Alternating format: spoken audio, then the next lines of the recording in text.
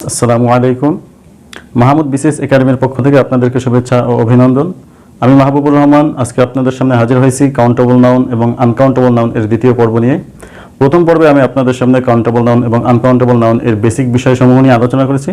আজকের এই পর্বে কাউন্টেবল নাউন এবং আনকাউন্টেবল নাউন নিয়ে কিছুটা আলোচনা করব আপনাদেরকে রিমাইন্ড করিয়ে দেওয়ার জন্য, যাতে করে আপনাদের বুঝতে সুবিধা হয়, এবং বিভিন্ন কম্পিটিটিভ এক্সামগুলোতে আসা কিছু প্রশ্ন নিয়ে আলোচনা করব যাতে করে আপনারা বুঝতে পারেন এই টপিক থেকে সাধারণত বিভিন্ন প্রতিযোগিতামূলক পরীক্ষাগুলোতে কোন প্যাটার্নে কোশ্চেন হয়ে থাকে।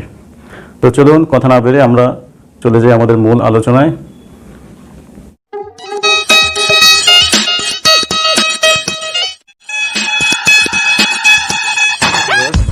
ফিউ এবং লিটল শব্দদ্বয়ের অর্থ হচ্ছে খুবই সামান্য।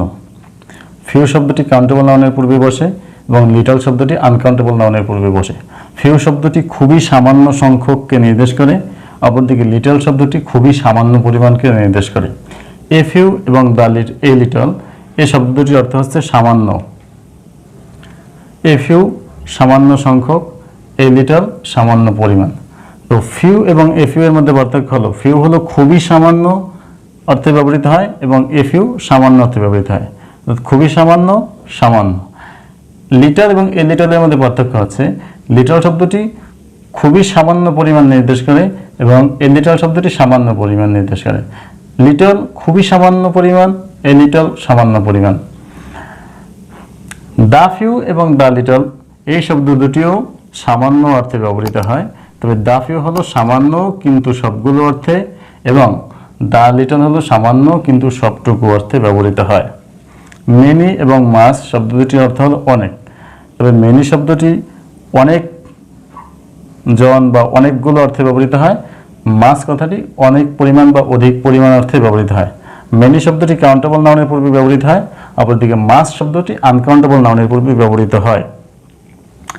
ওয়ানলি এর পরে মনে রাখতে হবে যে ওয়ানলি এর পরে এ ফিউ এবং এ লিটল দুটোই বসতে পারে, তবে এ ফিউ বসবে যদি কাউন্টেবল নাউন হয় সেক্ষেত্রে, অর্থাৎ কাউন্টেবল নাউনের পূর্বে ওয়ানলি এর পরে এ ফিউ বসবে, কিন্তু আনকাউন্টেবল নাউনের পূর্বে ওয়ানলি এর পরে এ লিটল বসাতে হবে। ফিওর হচ্ছে ফিউয়ের কম্পারেটিভ ডিগ্রি। তো ফিওর শব্দটি তুলনামূলক কম এই অর্থে ব্যবহৃত হয়ে থাকে, অর্থাৎ তুলনামূলক কম। লেস শব্দটি আবার লিটল এর কম্পারেটিভ ডিগ্রি। লেস মানে হলো তুলনামূলক কম, তবে ফিওর হলো তুলনামূলক কম সংখ্যককে নির্দেশ করে, অপরদিকে লেস তুলনামূলক কম পরিমাণকে নির্দেশ করে। ফিউয়েস্ট হলো সবচেয়ে কম সংখ্যক এবং লিস্ট হলো সবচেয়ে কম পরিমাণকে নির্দেশ করে। নো ফিওয়ার দেন, নো লেস দেন এই কথা দুটির অর্থ হচ্ছে যে কমপক্ষে, অর্থাৎ নো ফিওর দেনের অর্থ হচ্ছে কমপক্ষে, নো লেস দেনের অর্থ হচ্ছে কমপক্ষে। তবে নো ফিওর দেন কাউন্টেবল নাউনের পূর্বে বসবে এবং নো লেস দেন আনকাউন্টেবল নাউনের পূর্বে বসবে। মেনি অফ এবং মাস অফ এই শব্দ দুটির অর্থ হচ্ছে মধ্য অনেক, অর্থাৎ মেনি অফ যেহেতু সংখ্যাকে নির্দেশ করে সেক্ষেত্রে মেনি অফ অর্থ হলো মধ্য অনেকগুলো বা মধ্য অনেকজন এর অর্থে ব্যবহৃত হয়। অপরদিকে মাস অফ যেহেতু পরিমাণকে নির্দেশ করে এজন্য মাস অফ শব্দটি অর্থ দেয় মধ্য অনেক পরিমাণ। তো মেনি অফ শব্দটি কাউন্টেবল নাউনের পূর্বে ব্যবহৃত হয় এবং মাস অফ শব্দটি আনকাউন্টেবল নাউনের পূর্বে ব্যবহৃত হয়। তো ভিউয়ার্স, এখন আমরা কিছু উদাহরণ দেখব যেগুলো বিভিন্ন কম্পিটিটিভ এক্সামগুলোতে এসেছে এবং যার মাধ্যমে আমরা ধারণা পাবো যে আসলে এই কাউন্টেবল নাউন এবং আনকাউন্টেবল নাউন দিয়ে বিভিন্ন প্রতিযোগিতামূলক পরীক্ষায় কোন প্যাটার্নে কোশ্চেন এসে থাকে। তো ভিউয়ার্স, আমাদের প্রথম কোশ্চেনটিতে রয়েছে do you mind if I ask you dash questions. এখানে অপশনে রয়েছে, অপশন এতে রয়েছে ফিওয়ার, বিতে রয়েছে লিটল, সিতে রয়েছে এ ফিউ এবং ডিতে রয়েছে এ লিটল।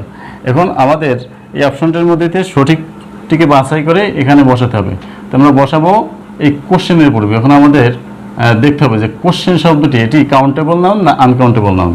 তো কোশ্চেন শব্দটি হলো কাউন্টেবল নাউন, এজন্য আমরা ইতিপূর্বেই জেনেছি যে কাউন্টেবল নাউনের পূর্বে few, a few, the few এগুলো বসে, কিন্তু little, a little, the little এই শব্দগুলো বসে আনকাউন্টেবল নাউনের পূর্বে। এ কারণে যেহেতু কোশ্চেন হলো কাউন্টেবল নাউন সেজন্য লিটল, এ লিটল এখানে বসবে না।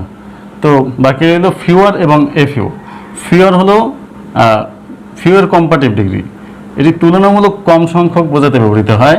তো এখানে কম্পেয়ার করতে হলে দুটো জিনিস দরকার হয়, এখানে বিষয়টা তেমন না। এবং এ ফিউ হলো কি সামান্য সংখ্যককে নির্দেশ করে, এ কারণে এখানে সঠিক উত্তর হবে এ ফিউ। তো আমাদের এখানে বসাতে হবে do you mind if I ask you a few questions. Question টুতে রয়েছে I still have dash money. অপশনে রয়েছে a few, quite, a few, many, a little. এখন আমরা এই অপশন থেকে সঠিক শব্দটিকে বসাবো মানি এর পূর্বে। এখন আমাদের দেখতে হবে যে মানি শব্দটি কাউন্টেবল নাউন না আনকাউন্টেবল নাউন।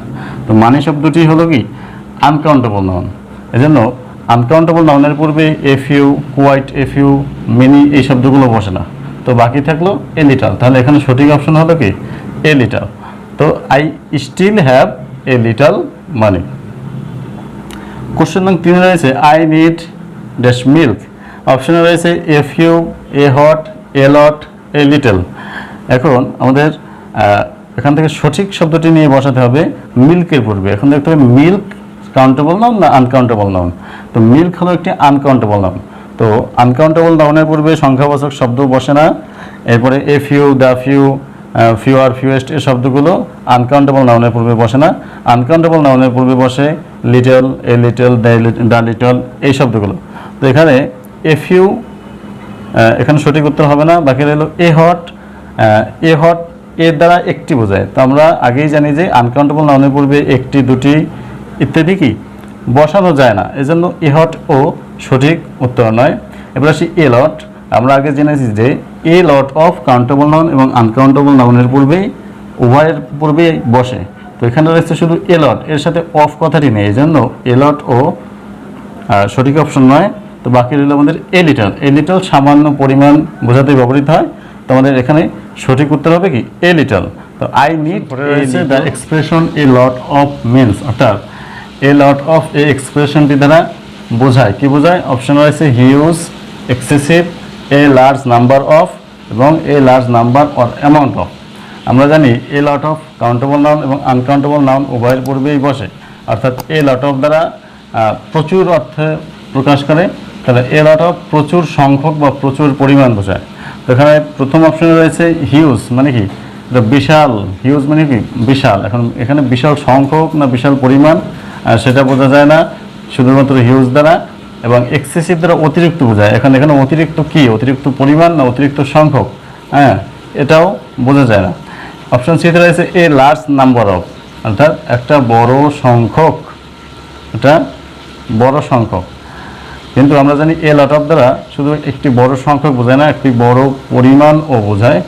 অপশন ডিতে রয়েছে এ large number or amount of, এখানে রয়েছে একটা বড় সংখ্যক অথবা একটা বড় পরিমাণ। তো যেহেতু এ লট অফ দ্বারা বড় সংখ্যক এবং বড় পরিমাণ উভয়কেই বোঝায়, এই কারণে আমাদের সঠিক অপশন হলো ডি।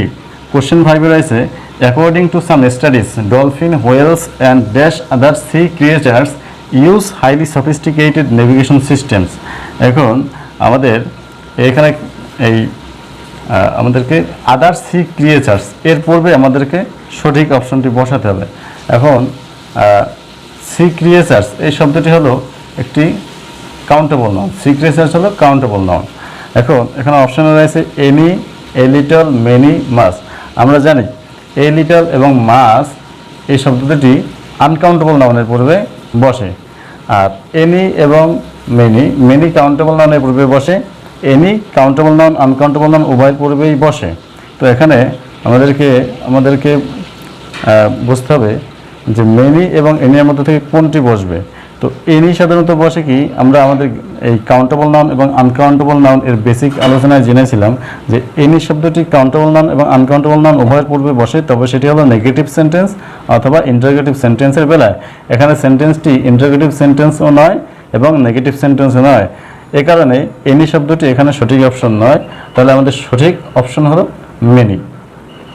তাহলে হবে কি according to some studies dolphin, whales and many other sea creatures use highly sophisticated navigation. Question 6 রয়েছে চুজ দ্য কারেক্ট সেন্টেন্স।